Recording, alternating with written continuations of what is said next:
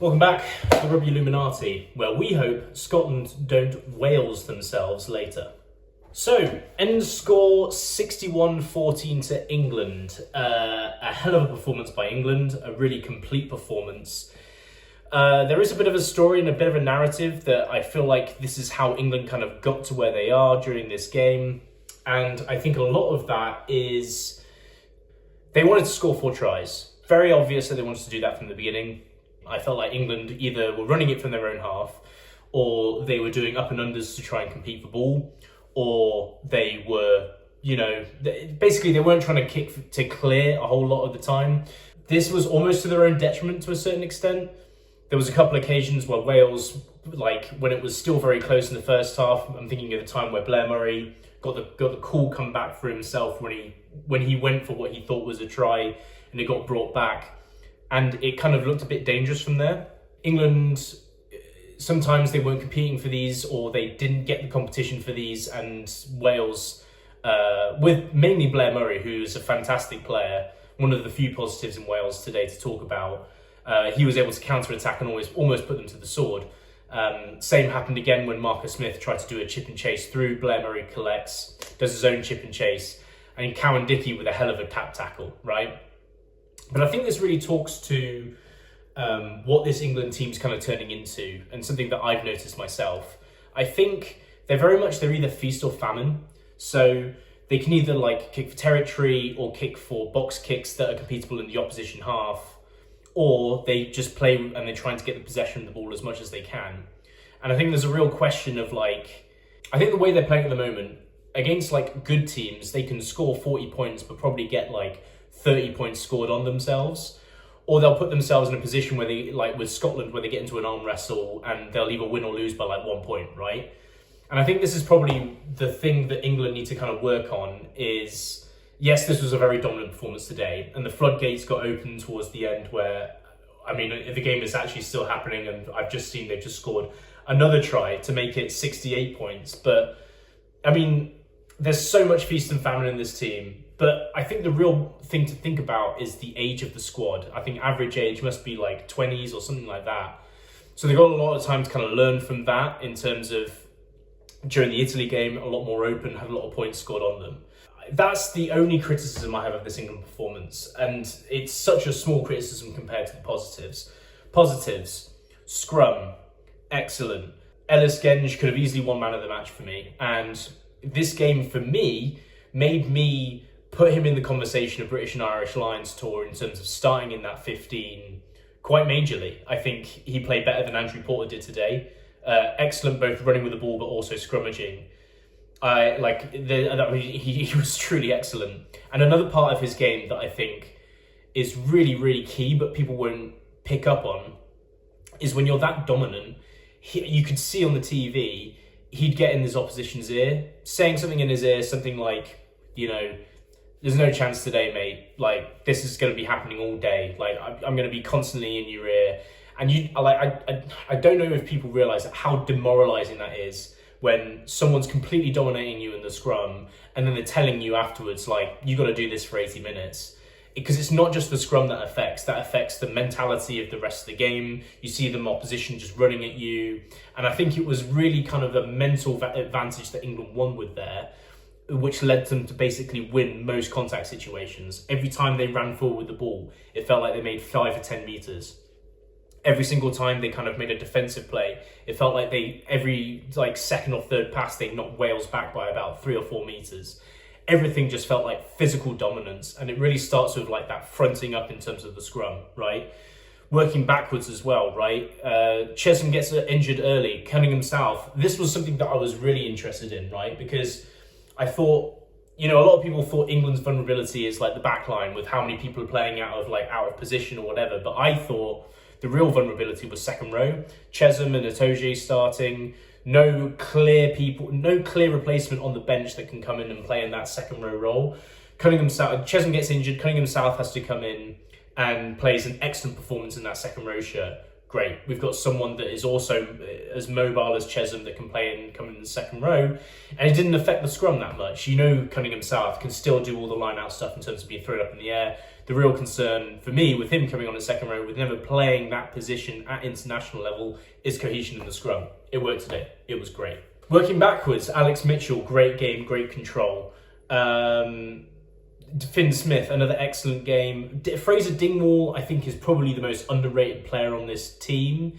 Such a glue guy, great passer, really sets up other players to play well. Freeman in that 13 shirt, I think he was excellent in attack, and I think he got caught out once or twice in defence in that 13 shirt. If you watch Ben Thomas's try, that is a Freeman chasing up a little bit too tight, and Ben Thomas getting a clear run under the post. So I think that was why a lot of people were concerned with Freeman playing 13 for England, and I think that was an example today where that's where that concern is. But overall, a great performance. Another person I think who's probably punching a ticket to that British and Irish Lions shirt.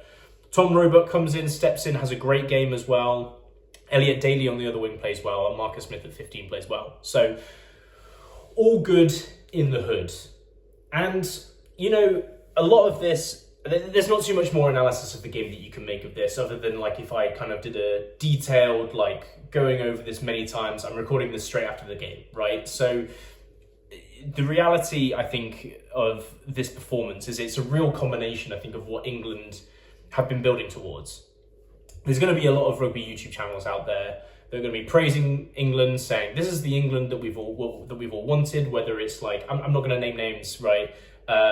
One name I will name that didn't do this is Squidge, right? So, but he's always praised kind of England's defensive attributes throughout the tournament, etc. But there's going to be a lot of people that you probably see around YouTube saying like, "Oh, this is England. This is where was this?" And the reality is, this has been building for a long time. I think after the Ireland game, the defensive setup got much better. They, I think, turned into a world-class defence after that.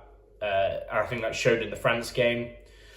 I think the attack's just gone from strength to strength. I think Finn Smith is maybe a better fit for the team right now at fly half. And I think that's because he's more of a distributor. And when you've got so many great players, you need more of a distributor rather than like a player that makes things happen. That's like more. He's like Marcus Smith is more of a playmaker at that fly half role. Like he makes things happen. And I think, for example, I think Marcus Smith, if he played for France, they would be unstoppable because he would set up like a break in the opposition line, and he would have every support player under the sun like there to support him and break through, and France would easily score like 50 points every game. Pneumatic, I think, actually does a very similar job to what Marcus Smith can do for England. I've seen this. I've seen what England have been building towards, and I've been calling it. I've said, you know, England have played excellently during the autumn. They just came so close to beating teams like South Africa, New Zealand. I think they played New Zealand 3 times and came close to beating them every single time, but just, you know, fell short. And I could see it. I could see that after the World Cup, after Steve Borthwick basically just built a team to be able to compete at the World Cup, even though it wasn't pretty. After that, he was willing to go for a huge amount of changeover in the squad to be able to bring in young guys and have them kind of take control and play a more attacking style of rugby. I think the last 2 weeks have been a real culmination of the result of that and what we can see today. The defence now has had a good 10-game period in a row where we've got this new defensive system in and it's set in now, right? So it takes time for a defence to get that cohesive because you need everyone working on and singing off the same hymn sheet. And now we're seeing the combination of the attack there, right?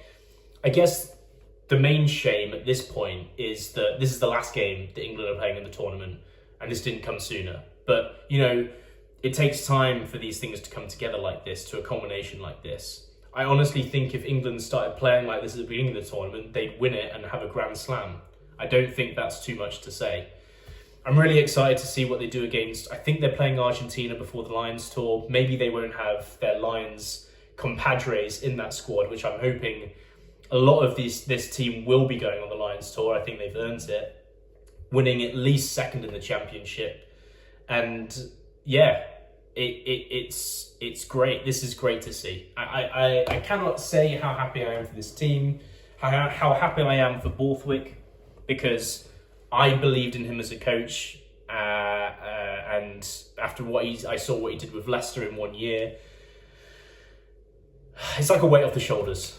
It really is. It feels good. It feels real good. On the Wales side of things, what I would say with Wales is that you've got a lot of pieces there that you can build around. You've got a team that has potential. You've got young guys in there, like Blair Murray, like Thomas Williams, like Max Llewellyn, like Ben Thomas. I think they're good players. Dafydd Jenkins is arguably a very, very good second row, world class. I think your front row got dominated today, but I think they got dominated by two props that are probably, in my eyes, shoot the messenger, are going to be starting for the British and Irish Lions, right? You've got Jack Morgan, who's arguably one of the best players in the world. Like, there's so much there. But I think, in a bittersweet way, I think at least this means,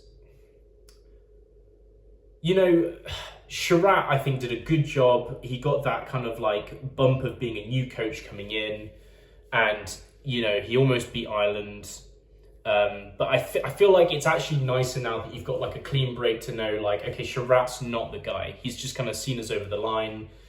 Now we can have a proper head coaching search. And if anything, I think you've advertised what this team can do for other candidates out there, such as Franco Smith, Ronan O'Gara, or Michael Checker. And I think if you get any one of those three, I think there's a few other names in the mix that you can talk about. I think there's a real bright future for Wales.